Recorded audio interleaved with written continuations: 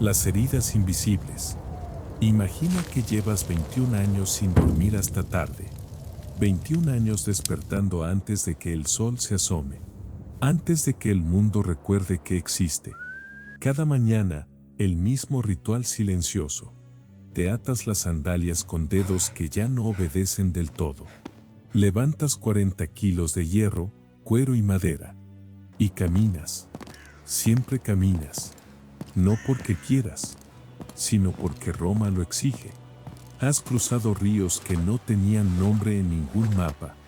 Has dormido sobre piedra cuando la tierra estaba helada. Has enterrado a hombres que eran más que hermanos. Hombres que recordaban tu nombre de infancia. Hombres que sabían cómo reías antes de que la guerra te enseñara a no reír. Las rodillas te crujen con cada paso desde hace años. No es un sonido nuevo. Ya no te asusta. Las manos te tiemblan levemente al sostener el gladio. Solo un poco. Lo suficiente para que tú lo notes. Nadie más lo ve.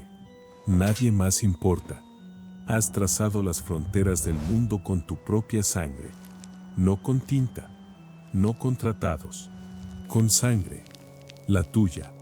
La de los que cayeron a tu lado. Y entonces llega ese día. Un día sin gloria. Sin trompetas. Sin ceremonia digna. Un martes cualquiera, bajo un cielo indiferente. Un oficial se acerca con paso seguro. Te extiende una pieza de bronce grabada con tu nombre. Te estrecha la mano con firmeza profesional. Y dice, con voz que no tiembla, lo que nadie debería decir así. Ha terminado. Ya eres libre. Libre. Qué palabra tan extraña en tu boca. Tan pesada. Tan vacía. Tan nueva. ¿Libre para qué? ¿Libre hacia dónde? Lo único que sabes hacer con perfección absoluta es algo que ya no puedes hacer. Roma te enseñó a matar con precisión quirúrgica. Te enseñó a resistir el dolor, el frío y el hambre. Te enseñó a obedecer sin preguntar y a matar sin dudar. Pero nunca te enseñó a vivir sin la legión. Ese vacío, ese silencio que sigue al último día de servicio, fue para muchos más aterrador que cualquier batalla. Más aterrador que los bárbaros al otro lado del río. Más aterrador que una flecha perdida en la oscuridad. Porque el enemigo que no conoces no tiene rostro. Y el vacío nunca tiene fondo. Estos hombres tenían un nombre en Roma. Se les llamaba veteranos.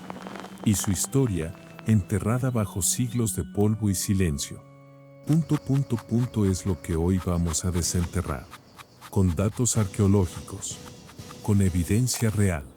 Con el respeto que merecen los que sostuvieron un mundo entero sobre sus hombros. Roma no siempre fue una máquina de guerra perfecta. Hubo un tiempo en que el soldado romano era simplemente un campesino. Un hombre con tierra, con familia y con miedo.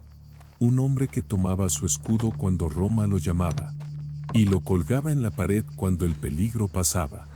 Durante gran parte de la República, así funcionaba el ejército. No era una carrera. Era una obligación cívica. Como pagar impuestos. Como votar en la asamblea. Para ser soldado necesitaba ser propietario de tierras. La lógica era simple y brutal a la vez. Un hombre con algo que perder pelea mejor. Un hombre con una cosecha esperándole en casa. Es un hombre que regresa. Que no huye. Que resiste. Terminaba la campaña y el campesino volvía a sus campos. Guardaba las armas. Abrazaba a los suyos. Miraba sus tierras y recordaba por qué había luchado. Ese ciclo funcionó durante generaciones enteras. Pero Roma crecía. Y el mundo se volvía más complicado. Las guerras contra Cartago cambiaron todo para siempre. No duraban meses. Duraban años. A veces décadas. Un soldado podía estar lejos de casa 4 o 5 años seguidos. 4 o 5 años sin sembrar. Sin cosechar. Sin pagar deudas. Y cuando por fin regresaba, encontraba el desastre. sus tierras abandonadas o cubiertas de maleza, sus deudas multiplicadas por el tiempo y los intereses, sus acreedores esperando en la puerta con papeles firmados, o peor aún, un senador rico que había comprado sus tierras por nada, porque así funcionaba el poder en Roma. El dinero siempre encontraba la manera de quedarse con más. Roma comenzó a llenarse de exsoldados sin tierra y sin futuro. Hombres que habían servido con honor pero llegaban a casa con las manos vacías. Hombres furiosos. Hombres desesperados. Hombres peligrosos. Era una crisis social que amenazaba los cimientos de la República. Y entonces apareció Cayo Mario. Corría el año 107 antes de nuestra era. Mario era un hombre de origen humilde que llegó lejos por su talento. No por su apellido. No por sus conexiones. Por su talento. Y vio lo que nadie quería ver con claridad. El sistema estaba roto. Había que rehacerlo desde los cimientos. Eliminó el requisito de propiedad para enlistarse en el ejército. Abrió las puertas de las legiones a los más pobres de Roma, a los proletarii, a los capitecensi, a los que no tenían nada que perder porque nunca habían tenido nada. Y eso lo cambió todo, absolutamente todo, porque ahora el soldado no tenía tierras a las que regresar, no tenía cosecha esperándole, no tenía raíces que lo llamaran a casa. Su único hogar era la legión. Su única familia eran sus compañeros de escudo. Su único futuro dependía de una sola cosa, su general. Mario les prometió lo que nadie les había dado antes: comida, equipamiento, salario digno y al final del servicio, tierra propia, un nuevo comienzo. Era una promesa poderosa para un hombre que nunca tuvo nada. Pero esa promesa tenía un precio que Roma tardó en entender.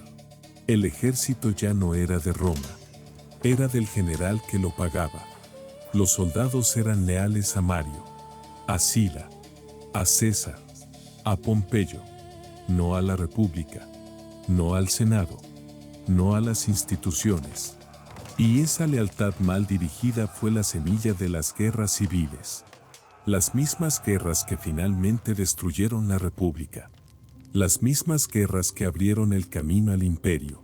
El campesino que un día tomó su escudo por deber cívico, se había convertido en un profesional sin más patria que su general. Roma había creado la mejor máquina de guerra del mundo antiguo, y casi se destruyó a sí misma en el proceso. Augusto y el Aerarium Militare. Augusto entendía el poder mejor que nadie en su época, mejor que sus enemigos, mejor que sus aliados, mejor, quizás, que él mismo quería admitir. Sabía que los soldados que amaban a sus generales más que a Roma eran una amenaza permanente para cualquier orden estable. Lo había visto con sus propios ojos desde joven. Las legiones marchando contra Roma, los generales como reyes, la república desangrándose en guerras que nadie podía ganar del todo. Él mismo había usado esa lealtad comprada para llegar al poder. Y precisamente por eso sabía lo peligrosa que era. Si quería que su paz durara, necesitaba cambiar la ecuación. Los soldados debían ser leales a Roma, al Estado, al sistema. No a un hombre, no a una cara, no a una promesa personal. Y para lograrlo, necesitaba algo muy concreto y muy antiguo. Necesitaba dinero. Una fuente segura, permanente e institucional.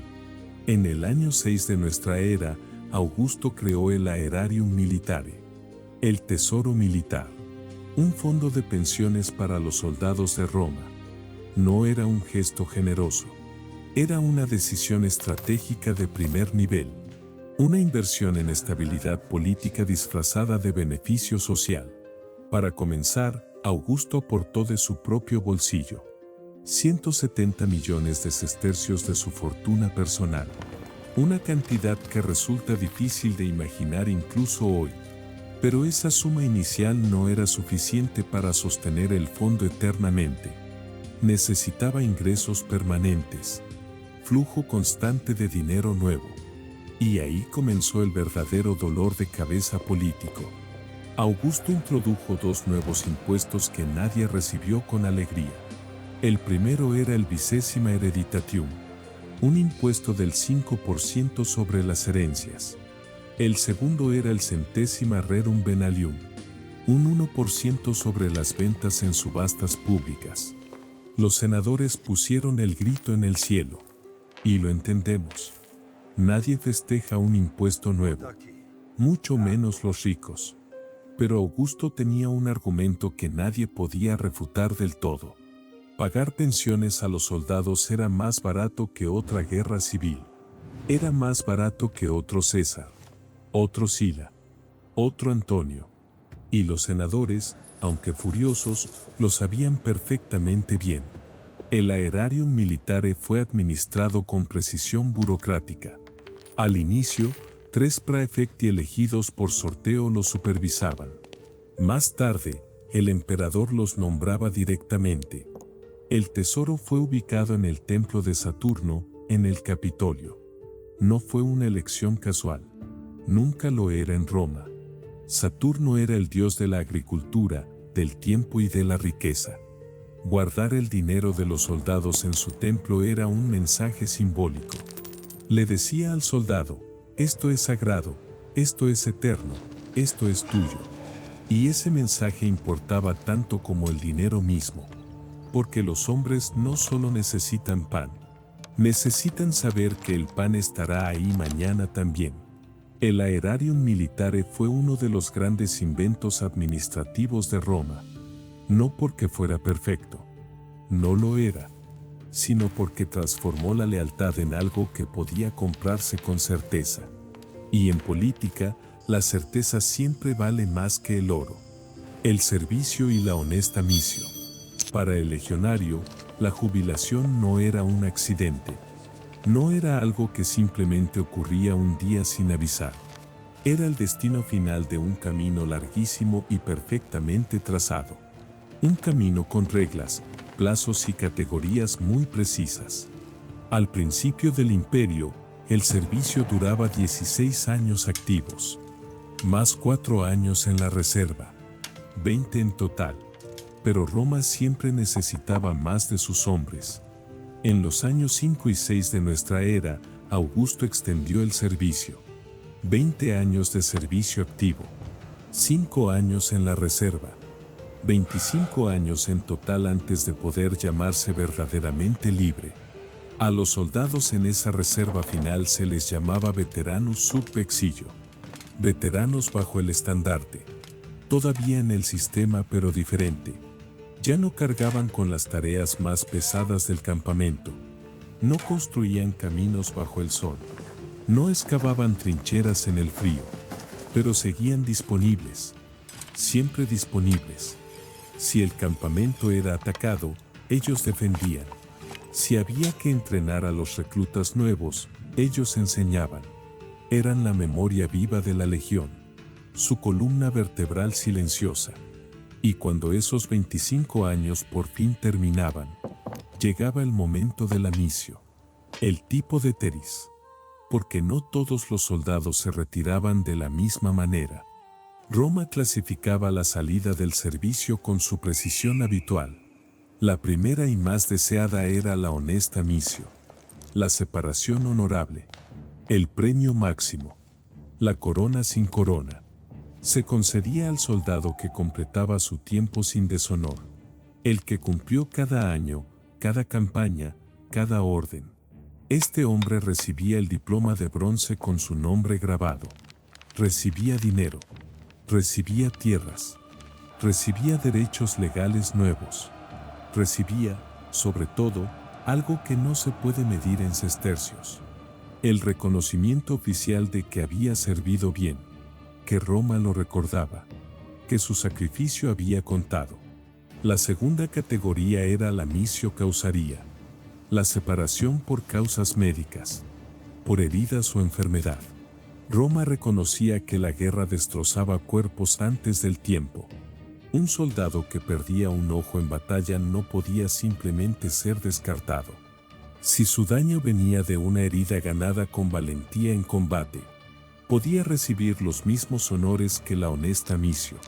Pero si no había completado sus 25 años de servicio, sus beneficios se calculaban de manera proporcional al tiempo servido. Menos años, menos recompensa. La matemática del sacrificio. Y luego existía la tercera, la que nadie quería, la misio ignominiosa, la separación deshonrosa, para los que cometían crímenes graves dentro de la legión, para los que traicionaban la disciplina que era el alma del ejército romano. Este hombre no recibía dinero, no recibía tierras, no recibía honores. En algunos casos, tenía prohibido vivir dentro de la ciudad de Roma. Y en los peores, su cuerpo era marcado con un tatuaje o un hierro ardiente. Una marca que lo seguiría toda la vida como una sombra permanente. Porque en Roma, el honor no era solo una palabra bonita. Era un estatus legal con consecuencias muy reales. Y perderlo era, en muchos sentidos, peor que morir en batalla. Al menos el guerrero caído era recordado con respeto. El deshonrado simplemente desaparecía del mapa social, como si sus años de servicio nunca hubieran existido. El gran premio, dinero, tierra y derechos. Sobrevivir 25 años en las legiones de Roma era ya en sí mismo una hazaña que merecía celebración. Estadísticamente, era algo que no todos lograban. Las guerras se llevaban a muchos. Las enfermedades a más aún. El simple desgaste físico terminaba con otros antes de tiempo. Así que el que llegaba al final merecía algo real, algo tangible. Y Roma, cuando quería, sabía ser generosa con sus veteranos. El premio más concreto tenía un nombre claro, Praemium, la recompensa, el pago final por años de servicio leal. En tiempos de Augusto, un legionario ordinario recibía 12.000 sestercios, 3.000 denarios, una cantidad equivalente a 12 o 14 años de salario base. No era una fortuna que permitiera vivir sin trabajar jamás, pero era suficiente para comenzar algo nuevo con dignidad, para comprar un pequeño negocio, para establecerse en una ciudad, para no depender de la caridad de nadie en los primeros años de libertad. Los soldados de la Guardia Pretoriana recibían el doble, 20.000 sestercios al retirarse. Reconocimiento a su posición especial. Eran la guardia personal del emperador, su élite, su escudo humano. Y los pramaspadas, los centuriones más veteranos y respetados, podían retirarse con 600.000 sestercios o incluso más. Una fortuna real. Una suma que los colocaba entre los hombres prósperos. Suficiente para comprar tierras, esclavos, negocios y respetabilidad. Pero el dinero no era el único premio que esperaba al veterano. En algunas épocas y regiones, Roma optaba por dar tierra directamente. Parcelas agrícolas en los confines del imperio. La misio agraria. Tierra que a veces era fértil y prometedora. Tierra que otras veces era pedregosa y difícil y estaba lejos de todo. Pero tierra al fin. Algo propio. Algo que nadie te podía quitar fácilmente. Junto al dinero y a la tierra llegaban los privilegios legales. Y estos, en la sociedad romana, valían tanto como el oro. Los veteranos ingresaban a la categoría de los honestiores. Los más honorables. Los que la ley protegía de manera especial. Un honestiores no podía ser sometido a castigo corporal. No podía ser torturado en un proceso legal, independientemente de la acusación. Estaba exento de ciertos impuestos que sí pagaban los ciudadanos comunes. Y su testimonio tenía más peso legal que el de un hombre sin ese estatus. Era una transformación social profunda y permanente. El hombre que entró al ejército siendo nadie, salía siendo alguien, con papeles que lo probaban, con derechos reales. Pero el premio más íntimo, el más humano, tenía otro nombre. Se llamaba ius connubii, el derecho al matrimonio legal. Durante su servicio activo, a los legionarios romanos les estaba prohibido casarse. Era una regla dura y deliberada. Un soldado no debe tener distracciones. Pero la naturaleza humana no conoce de regulaciones militares. Durante años, décadas a veces, muchos soldados formaron familias informales. Mujeres que vivían cerca del campamento. Hijos que crecían sin apellido legal. Amores que existían en la sombra de la ley, sin protección ninguna. Al retirarse, el soldado recibía el ius connubii como un regalo tardío. Su pareja se convertía en esposa legal. Sus hijos en ciudadanos romanos. Lo que había sido una familia en la sombra pasaba a la luz de la ley. Y para los soldados de las unidades auxiliares, los auxilia.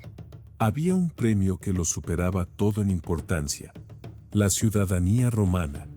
Estos hombres venían de provincias, de tribus sometidas, de pueblos conquistados. Habían servido 25 años en nombre de una Roma que no era la suya. Y al final de ese camino, Roma les abría la puerta. El diploma de bronce que recibían no era solo un documento. Era una llave. Una llave que abría el futuro de sus hijos.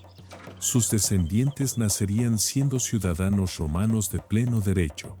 Con todos los derechos. Con todas las oportunidades.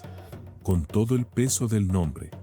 Ese papel de bronce era, para muchos, la mejor herencia posible. Más valiosa que la tierra. Más valiosa que el dinero. Porque el dinero se gasta y la tierra puede perderse. Pero el nombre romano, una vez ganado, te acompañaba para siempre. Coloniae, ciudades de veteranos. Roma no dejaba que sus veteranos simplemente desaparecieran en el paisaje. No los soltaba al mundo sin más y esperaba lo mejor. Tenía planes. Siempre tenía planes. Incluso para los que ya no servían. El veterano era un recurso demasiado valioso para desperdiciarlo. Un hombre entrenado durante 25 años no deja de ser útil de repente. Sigue sabiendo cómo organizarse, cómo defender un territorio, cómo mantener el orden, cómo construir con disciplina. Y Roma, con su genio administrativo habitual, supo aprovecharlo. Por todo el imperio se fundaron ciudades especiales para los veteranos. Se llamaban coloniae, colonias. Nuevas Romas en tierra extraña. No eran aldeas improvisadas. Eran proyectos urbanos planificados con precisión, construidas siguiendo el plano perfecto de un campamento militar. Calles rectas que se cruzaban en ángulo recto. El Cardo y el Decumanus. Un foro central. Templos. Termas públicas. Teatros. Mercados. Todo lo que un ciudadano romano esperaba encontrar en cualquier ciudad. Porque estas colonias no eran guetos de viejos soldados. Eran declaraciones políticas construidas en piedra y mortero. Eran el mensaje de Roma grabado en el paisaje de territorios conquistados. Timgad, en lo que hoy es Argelia, nació así en el año 100 de nuestra era. Fundada por Trajano para veteranos de la Legio III Augusta. Hoy sus ruinas son patrimonio de la humanidad. Su plano original es visible desde el aire. Perfecto como el día en que fue trazado por un ingeniero militar. Zaragoza, en España, se llamó Caesar Augusta. Ciudad de veteranos de Augusto. Colchester, en Inglaterra, fue Camulodunum. La primera colonia de Britania. Colonia Agrippina, hoy colonia en Alemania, lleva en su nombre moderno el eco latinizado de lo que siempre fue una ciudad de colonos romanos. Estos veteranos no solo vivían en esas ciudades, las construían desde adentro, ocupaban puestos en el gobierno local, servían en los consejos municipales, se convertían en los pilares visibles del orden romano en tierra extranjera, enseñaban latín a sus vecinos. No siempre con paciencia, pero lo enseñaban. Introducían el derecho romano en disputas locales que antes se resolvían de otra forma. Llevaban sus dioses, sus costumbres, su manera de construir y de cocinar. Eran, sin proponérselo necesariamente, agentes de romanización. El proceso por el cual una provincia conquistada se convertía en romana de corazón, no por la fuerza de las legiones, sino por la presencia cotidiana de sus veteranos. Y esa romanización era, a largo plazo, más efectiva que cualquier campaña militar. Una batalla puede perderse. Una ciudad romanizada es mucho más difícil de borrar. Además, Roma tenía otra razón práctica muy concreta.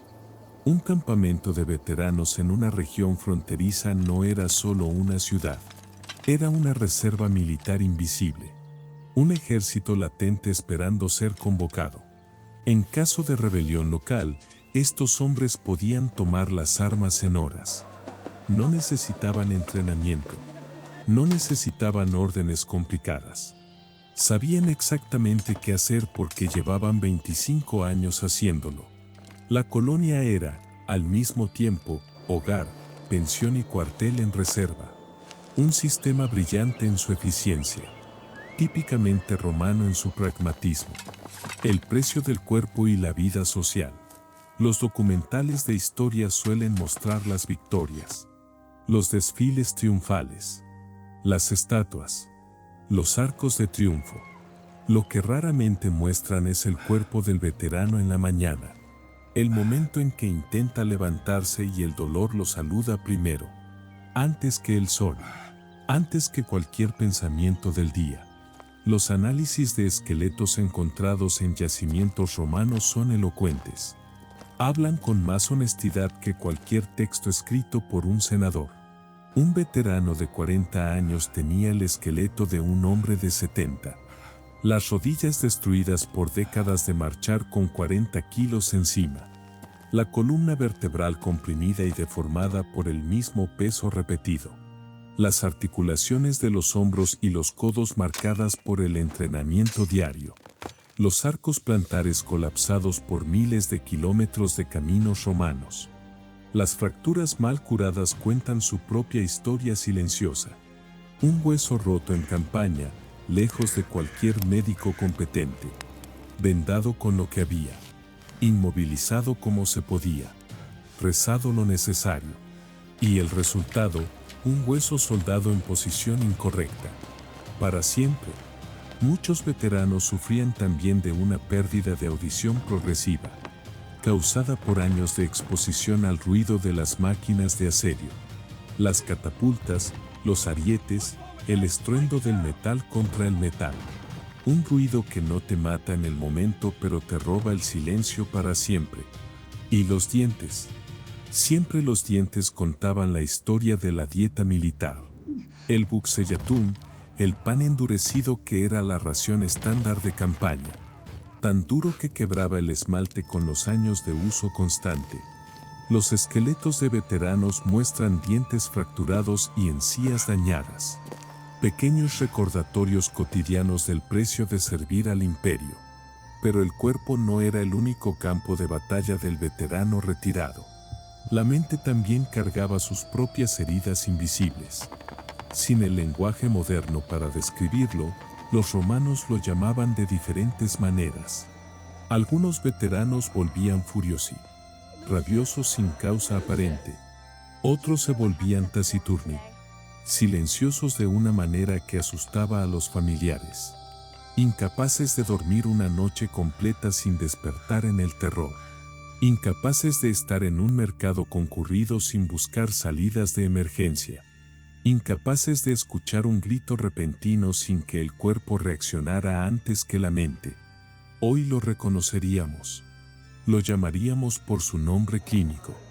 Entonces simplemente era el precio silencioso de sobrevivir a la guerra, para combatir el aislamiento y la soledad que seguían al retiro. Los veteranos desarrollaron un sistema propio de apoyo mutuo. Lo llamaban collegia. Asociaciones. Hermandades civiles. No eran clubes de caballeros con reglas complicadas. Eran algo mucho más humano y más necesario que eso. Eran el ejército en miniatura, adaptado a la vida en paz. Los miembros se reunían regularmente para comer juntos, beber juntos, para recordar a los caídos, para celebrar los cumpleaños de los dioses, para hablar con personas que entendían sin necesidad de explicaciones largas. Eso que no necesita traducción entre los que compartieron lo mismo. Pero los Collegia tenían también una función muy práctica e importante. Eran fondos de ayuda mutua para la muerte, cajas de ahorro para el final. Cada miembro pagaba una cuota mensual durante su vida. Y a cambio, la Collegia garantizaba algo que todo romano temía no tener: un funeral digno, un entierro honroso, un lugar en un columbarium, un nicho en la pared del edificio comunal donde descansarían sus cenizas, con su nombre grabado, con la fecha de su servicio, con un epitafio breve, la garantía de que no serían simplemente borrados del mundo sin dejar marca. Morir sin funeral en Roma era una vergüenza que manchaba la memoria. La Collegia aseguraba que eso no ocurriera, al menos no entre hermanos de armas. Y luego estaban los que simplemente no podían dejarlo ir, los que probaban la vida civil y descubrían que no les pertenecía. Hombres que se sentaban en una taberna de provincia y miraban el techo, y no encontraban ningún sentido en lo que veían. Sin la estructura, sin la jerarquía, sin el propósito claro de cada día. La Legión les había dado un mundo completo, un idioma, una familia, un lugar donde cada cosa tenía su sitio y cada hora su razón de ser. Y sin todo eso, muchos simplemente se apagaban por dentro. Para estos hombres existía una salida que Roma había previsto también. Se llamaban evocati, los convocados de vuelta, los que regresaban, veteranos que, después de su retiro oficial, se reenlistaban de forma voluntaria, no por necesidad económica, no por orden de nadie, sino porque sin el ejército simplemente no sabían quiénes eran, y el ejército los recibía con condiciones especiales, porque los necesitaba también. Un evocatus estaba exento de las tareas más pesadas y rutinarias. No cavaba zanjas, no cargaba materiales, no montaba guardia en la lluvia. Recibía un salario superior al de los soldados regulares. Tenía derecho a viajar a caballo cuando la unidad marchaba a pie. Y portaba una vitis, una vara de vid, símbolo visible de autoridad. Con ella podía mantener la disciplina entre los reclutas.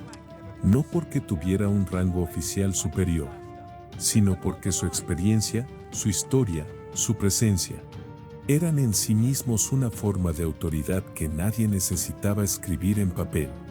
Los nombres en la piedra. Hay algo que el tiempo no puede destruir del todo. La piedra, si está bien elegida y bien grabada, dura siglos. Dura lo suficiente para llegar hasta nosotros con su mensaje intacto. Desde el muro de Adriano en el norte de Inglaterra, hasta las arenas del desierto egipcio en el sur. Desde las costas de Siria hasta los bosques de Germania. Miles de estelas funerarias romanas sobrevivieron al tiempo, a los invasores, a los siglos de abandono, al crecimiento caótico de las ciudades modernas. Y todas ellas susurran esencialmente lo mismo cuando las lees con cuidado. Sirvió, vivió, murió. Esas tres palabras en latín, repetidas miles de veces en miles de piedras. Una fórmula que parece simple hasta que te detienes a pensar en su peso. En York, en el norte de Inglaterra, hay una estela que llama la atención. Pertenece a Lucius Duccius Rufinus, estandarte de la Nona Legión. Murió a los 28 años. No llegó a ver la jubilación. Su piedra fue encargada por sus herederos, quizás sus compañeros. Y lo que dice en latín simplificado es: aquí yace un hombre que sirvió bien. En Caerleon, en Gales, hay otra que pertenece a un veterano de la Segunda Legión Augusta. Este llegó a los 53 años. dio el retiro. Tuvo tierra propia. Su piedra menciona sus años de servicio con la misma precisión que un contrato. Porque para un romano, esos números importaban. Eran su identidad más profunda. No encontrarás en esas piedras mucho sobre lo que vino después. Sobre los años tranquilos en la colonia. Sobre los nietos en el patio. Sobre las mañanas sin despertar antes del alba. Sin 40 kilos en la espalda. Porque para un legionario, la vida real no empezaba al retirarse. La vida real era esos 25 años bajo el águila de la legión. Lo demás era, en cierta manera, el silencio que sigue a la música. Titus Fuedius Maximus fue veterano de la 20ª Legión en Britania. Está enterrado en Colchester, la primera colonia romana de Inglaterra. Su piedra cuenta sus campañas, sus años, su unidad. No dice nada de los 15 años que vivió después de retirarse, ni de cómo pasaba las tardes, ni de si fue feliz en la paz. Tal vez porque él mismo no sabía cómo contar esa parte. Tal vez porque esa parte nunca se sintió del todo como suya. Y en esa omisión silenciosa hay más verdad que en cualquier discurso. La verdad de un hombre que fue formado para ser una cosa, y que nunca encontró completamente cómo ser otra diferente. El ejército romano fue la institución más eficiente de su tiempo. Construyó caminos que todavía usamos, ciudades que todavía habitamos, fronteras que todavía, de alguna manera, moldean el mapa de Europa. Y lo hizo sobre los hombros de hombres ordinarios, campesinos, pastores, hijos de nadie que se convirtieron en la columna del mundo, que cruzaron ríos helados y desiertos sin nombre y bosques sin fin, que enterraron a sus hermanos en tierra extraña y siguieron marchando, que envejecieron con el gladio en la mano y la espalda curvada bajo el peso, que recibieron su diploma de bronce y no supieron bien qué hacer con la libertad. Porque la libertad, cuando llega tarde y llega sola, pesa a veces más que las cadenas. Roma los llamó soldados. Los entrenó como máquinas. Los necesitó como hombres. Y al final, los despidió con una moneda y un trozo de tierra. Les dio todo lo que podía dar en forma de papeles y privilegios y dinero.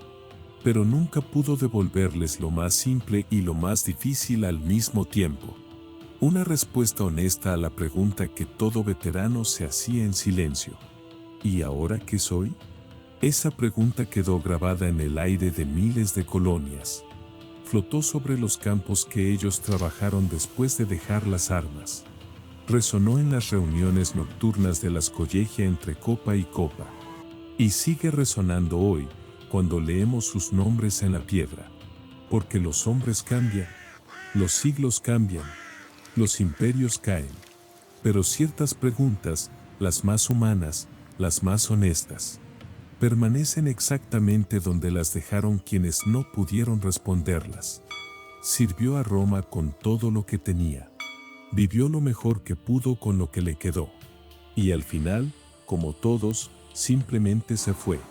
Pero dejó su nombre grabado en piedra, para que nosotros, 2000 años después, pudiéramos leerlo.